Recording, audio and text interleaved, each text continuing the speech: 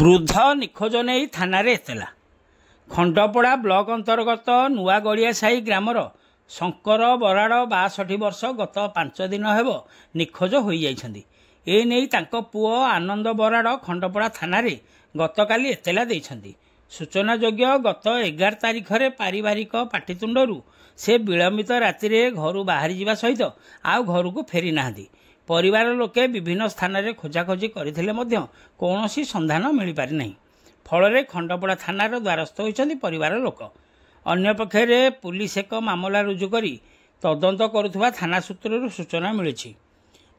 ଯଦି କୌଣସି ସହୃଦୟ ବ୍ୟକ୍ତି ଏହି ଶଙ୍କର ବରାଡ଼ଙ୍କ ଖବର ପାଆନ୍ତି, ତେବେ ତାଙ୍କ ପୁଅଙ୍କ ମୋବାଇଲ ନମ୍ବର 8637427041 ନମ୍ବରରେ ଯୋଗାଯୋଗ କରିବା ପାଇଁ ପରିବାର ପକ୍ଷରୁ ଅନୁରୋଧ କରାଯାଇଛି।